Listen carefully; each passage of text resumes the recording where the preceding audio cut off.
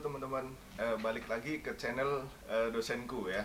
Sekarang aku mau sharing nih buat teman-teman skuter ya, pemburu beasiswa, di mana yang biasanya itu bingung ya ketika akan proses untuk mengajukan LOA ya. LOA ini merupakan surat sakti ya yang biasanya dipakai oleh kalangan pemburu beasiswa. Nah, saya mau sharing ada beberapa tips ya. Jadi, tips yang pertama itu teman-teman harus pahami passion kalian itu di mana ya. Bidangnya apa ya, terus tujuan kalian mau kuliah atau studi lanjut itu mau mempelajari tentang apa ya. Misal tujuannya adalah ekonomi manajemen ya, ekonomi manajemen ataupun di teknik ya. Kalau saya sendiri itu di bidangnya teknik geologi. Nah, misal geologi ini passionnya akan menuju ke migas ya.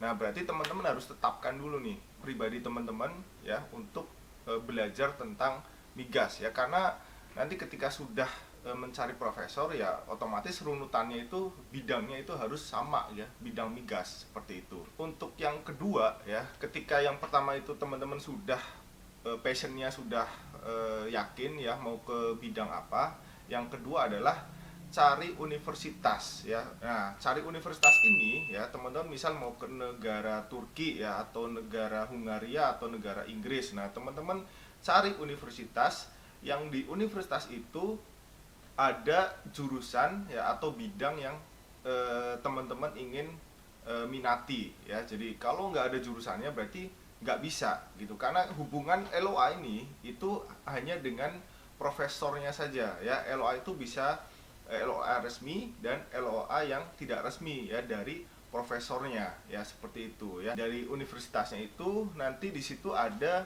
bagian macam-macam fakultas atau jurusan yang ada di universitas itu. Nah, nanti bisa teman-teman cari info apakah bidang dari teman-teman yang akan diminati itu atau akan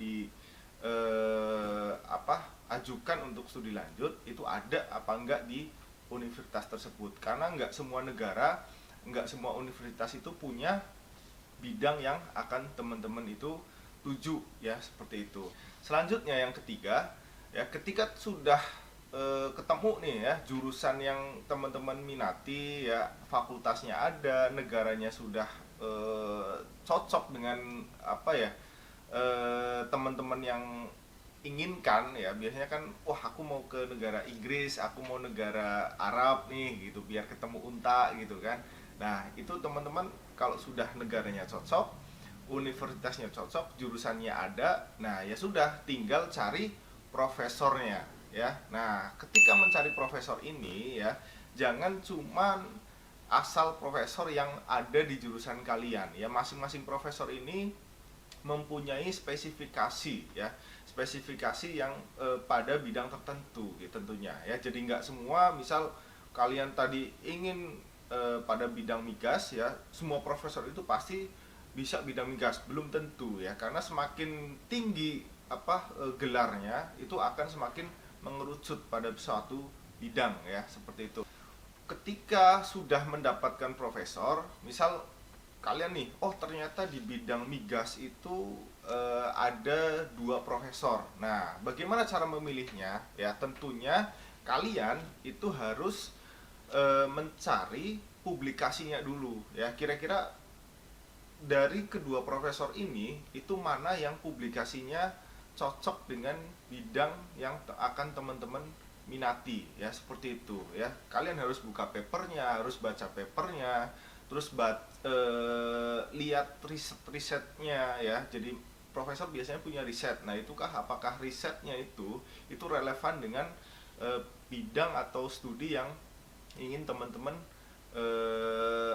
teliti gitu ya. Jadi itu kuncinya ya. Jadi kalau walaupun teman-teman pinternya kayak apa, IPK-nya tinggi ya, tetapi bidang teman-teman yang tidak cocok dengan bidang profesornya, itu profesional tidak akan tertarik gitu ya. Dan teman-teman juga harus pinter-pinter gitu ya untuk membuat kata-kata ya, untuk membuat proposal risetnya itu seperti apa ya. Jadi untuk saat ini ya hanya sekedar ini saja ya, tips untuk agar bisa dapat LOA ya secara awal ya. Nantinya ya di kemudian ya saya akan berbagi tips untuk bagaimana cara membuat proposal riset dan cara membuat email ya ketika kita akan mengajukan LOA.